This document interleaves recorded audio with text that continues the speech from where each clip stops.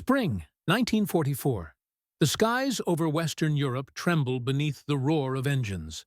High above the clouds, a formation of aircraft glides in perfect symmetry, silver wings glinting under the pale morning sun. From a distance, they look like American bombers heading home after another strike on German soil. But inside those cockpits sit Luftwaffe pilots, Germans, wearing captured flight gear, speaking in rehearsed American slang, and flying under stolen stars and stripes. The mission is perilous. One radio slip, one wrong maneuver, and they'll be torn apart by the very side they pretend to be. The air smells of oil and nerves. The deception is their only weapon, and their greatest risk. As the horizon burns orange with dawn, one pilot whispers a prayer, knowing the truth behind the illusion. But imitation, in war, comes with a deadly price. By the closing months of 1943, the air war over Europe had reached a brutal turning point. What began as daring Luftwaffe dominance in 1939 had become a desperate struggle for survival. The once feared German skies now belonged to the U.S. 8th Air Force, a relentless wave of B-17, flying fortresses, and B-24 Liberators that seemed to fill the heavens every day. The Allies had achieved something the Germans could no longer match: control of the air. Thousands of American bombers flew deep into the Reich, their silver hulls glittering like daggers of sunlight. Behind them came swarms of P-47 Thunderbolts and, later, P-51 Mustangs, long-range escorts that could chase the Luftwaffe even over its own heartland. The results were devastating. Schweinfurt, Germany's vital ball-bearing center, was reduced to rubble. Regensburg's aircraft plants lay in ashes. Hamburg burned for days beneath an inferno of firestorms so fierce they created their own winds. German civilians watched helplessly as their cities crumbled. Inside the Luftwaffe command, panic spread like smoke. Every sortie cost the Germans precious pilots. Men trained for years, lost in minutes. The once proud Jagdgeschwader units, symbols of German aerial superiority, were now shadows of their former strength. Göring's boasts of invincibility rang hollow against the thunder of Allied raids. Fuel reserves dwindled, production lines faltered, and even new aircraft like the FW-110 and Me-109 couldn't stem the tide. The Luftwaffe faced not just superior machines, but a new kind of warfare, one of endurance, numbers, and logistics the Reich could no longer sustain. Desperation breeds invention. As the Allies tightened their grip, German planners sought new ways to strike back. Unconventional methods that might tip the scales, even briefly. If they could not overpower the Americans in open combat, perhaps they could deceive them. Perhaps victory, or at least survival, could be found in illusion. It was a dangerous idea, one born not from arrogance, but necessity. The question was no longer how to win, but how to hold on. And so, deep within the shadows of German intelligence and special operations, a new plan began to form, one that would blur the line between friend and foe. By early 1944, the German High Command faced a grim realization. Conventional tactics no longer worked. The Allied bombers kept coming, and the Luftwaffe's interceptors were being hunted in their own skies. What Germany needed was not just courage, but cunning. Within the corridors of the Oberkommando der Luftwaffe, OKL, a handful of officers began exploring deception as a weapon. The idea was not entirely new. Military history was filled with ruses and disguises, but never before had such tactics been attempted in the air, at 25,000 feet, where one mistake meant instant death, drawing inspiration from earlier operations like Rösselsprung, where German forces had used deception, and surprise during airborne assaults. Intelligence. Officers now imagined a more audacious plan. German pilots would infiltrate American formations by pretending to be part of them. For weeks, reconnaissance teams studied every detail of U.S. air behavior. They analyzed captured radio transmissions, mimicked the clipped, confident tone of American pilots, and even practiced their call signs and slang. Luftwaffe crews were trained to replicate American formation flying. The disciplined box patterns, the signal flares, the approach vectors, everything down to hand gestures was rehearsed. To make the deception work, special aircraft were required. This led to the involvement of Kampfgeschwader 200, or KG 200, one of the most secretive and experimental units in the German Air Force. KG 200 had already been tasked with covert missions, including espionage drops, long-range reconnaissance, and captured Allied aircraft testing. Now, they were asked to take the deception to the skies. Literally. Some aircraft were repainted with American insignia, complete with fake serial numbers and weathering to make them look battle-worn. Others were modified to imitate the silhouettes of Allied bombers or fighters at a distance. These weren't crude fakes. They were precise, deadly illusions designed to pass for the real thing, until it was too late. Simultaneously, the Luftwaffe's Wilde Sau, wild boar, night fighter pilots, skilled at operating in chaos without radar, were trained to exploit the human angle. For the Luftwaffe pilots tasked with deception, the mission was as much psychological as it was tactical. These were not ordinary men anymore. They were actors in a deadly play staged above the clouds. Every flight demanded absolute calm under unbearable tension. One slip of the tongue, one wrong word over the radio, could summon an entire squadron of American fighters upon them. They were exhausted, worn by years of relentless combat and dwindling hope. Many had lost comrades, homes, even families to the Allied bombings they now tried to infiltrate. Yet they climbed into their cockpits each dawn, driven not by glory, but by duty and a quiet defiance against defeat. In their eyes, deception was not cowardice. It was survival, and perhaps revenge. Tactical angle to deceive the Americans, precision was everything. German flight instructors drilled their men to memorize U.S. bomber formations, the famous combat box of B-17s, with lead and wing elements flying in staggered harmony.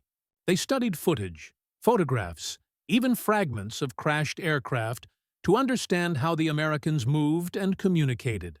Each imitation sortie began with synchronized timing. Pilots had to match American routes, altitudes, and radio patterns exactly. They learned the steady cadence of Allied chatter.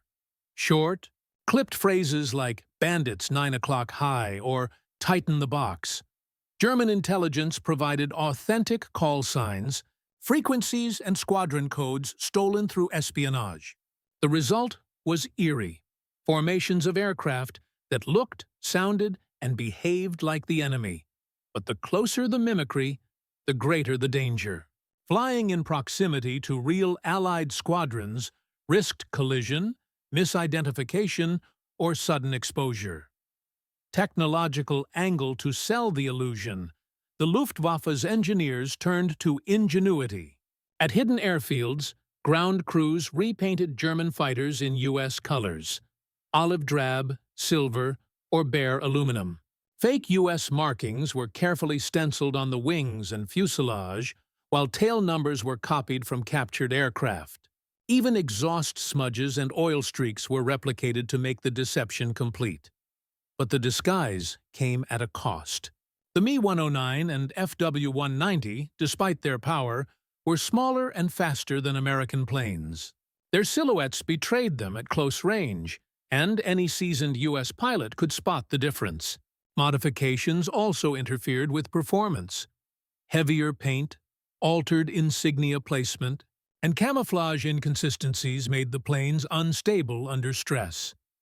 And worse, the German anti-aircraft batteries on the ground couldn't tell the difference either. Many of these imposter planes risked being shot, down by their own side before even reaching Allied formations. The deception demanded flawless execution. A single imperfection could turn a mission of cunning into a suicide flight. Leadership. Angle at the top of the Luftwaffe hierarchy. Hermann Göring watched his air force crumble with growing desperation. Once proud of commanding Europe's most advanced aerial arm, he now faced reports filled with losses, shortages, and disillusioned men. Göring's response was erratic, alternating between blind optimism and furious outbursts. But his orders reflected a single obsession: find something, anything, that works. When deception tactics reached his desk, he seized upon them immediately.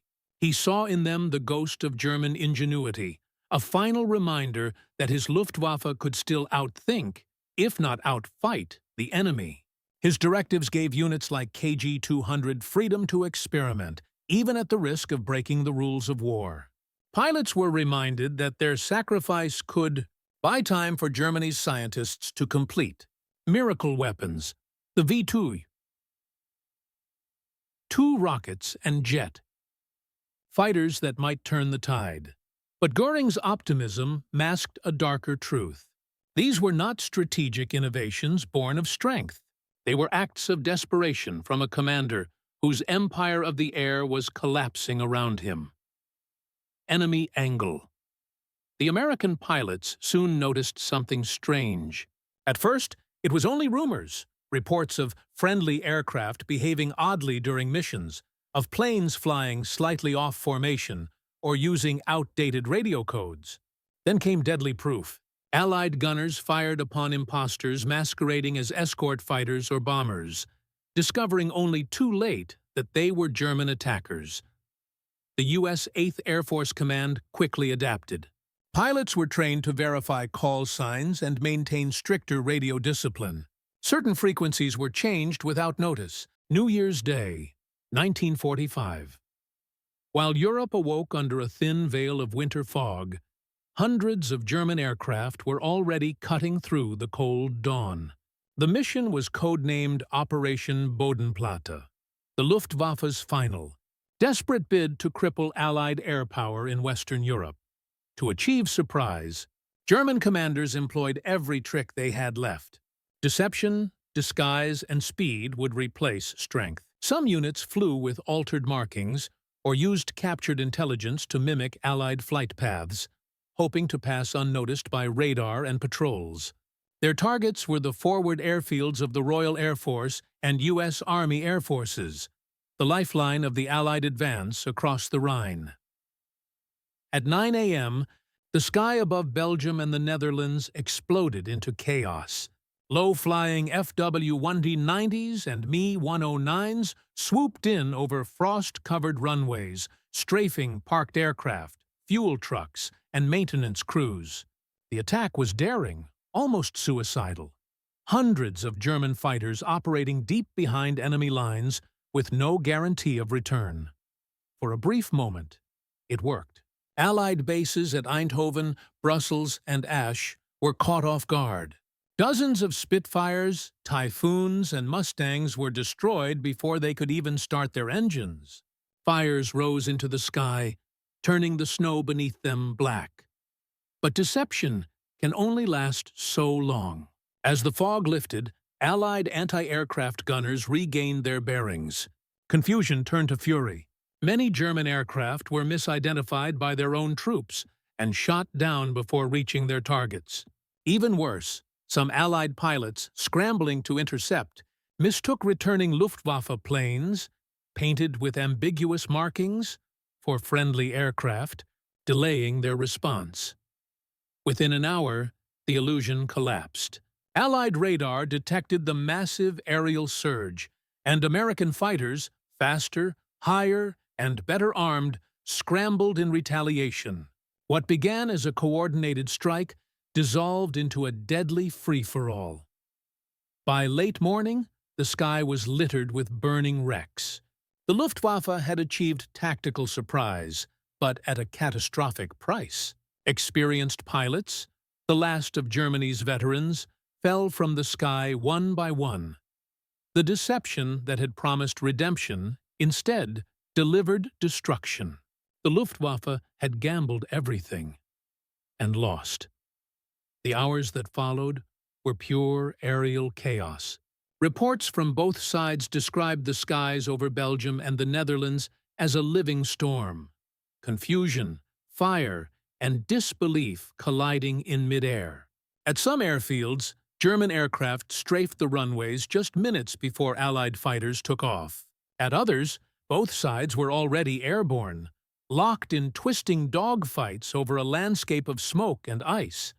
Survivors from Jagdgeschwader 3 and 26 recalled the eerie disorientation. Radio silence had been ordered, so communication was almost impossible. Entire formations became separated in the mist, flying blind toward coordinates that had already changed. Some Luftwaffe pilots, seeing Allied aircraft ahead, mistook them for their own deception units and fell into traps they couldn't escape. The worst came from above. Allied anti-aircraft gunners, stunned by the low-flying attackers, fired at anything with wings. Several German squadrons were torn apart, not by Allied fighters, but by friendly flak from their own lines, where nervous German troops had no idea a massive operation was underway. Dozens of aircraft were lost before they even crossed the front. Then came the counterattack. The American P-47 Thunderbolts and P-51 Mustangs roared in from higher altitude, diving into the melee with brutal efficiency. Their pilots, seasoned and calm, exploited the confusion mercilessly. German aircraft, flying low and slow after their initial strikes, became easy prey. One American ace described it simply: "They came in bold and went down burning." Eyewitnesses on the ground saw a sky filled with wreckage, black smoke trails spiraling downward, the sound of engines fading into silence, and parachutes opening against the pale light. The once proud Luftwaffe, reduced to a handful of exhausted survivors, tried to limp home. Many never made it. By midday, the extent of the disaster became clear. Out of nearly 900 German aircraft that took part in Operation Bodenplatte, over 270 were destroyed and another 70 damaged beyond repair. More than 200 highly trained pilots, the core of Germany's remaining air power, were dead or missing. The Allies, though briefly stunned, recovered quickly. Their airfields were damaged, but their numerical advantage remained untouched. Within days, they were back in the air, stronger than before. For the Luftwaffe, Bodenplatte was supposed to be By the first months of 1945, the Luftwaffe was finished, not in name, but in substance. Operation Bodenplatte, conceived as a desperate stroke of genius, had instead bled Germany's last strength into the frozen fields of the Ardennes. What remained of its air force was scattered, leaderless, and starving for fuel. The statistics told a story of exhaustion. Nearly one-third of all aircraft involved in Bodenplatte were lost in a single day. Among the dead were the Luftwaffe's most experienced men, pilots who had survived the Battle of Britain, the Eastern Front, and years of relentless combat. Many of the survivors were barely 20 years old, trained for only a handful of hours before being sent, aloft in obsolete machines. Other deception attempts that followed, smaller, infiltration missions by KG-200, or disguised reconnaissance sorties, met similar fates. The Allies had grown too strong, too organized, and too vigilant for such tactics to work again.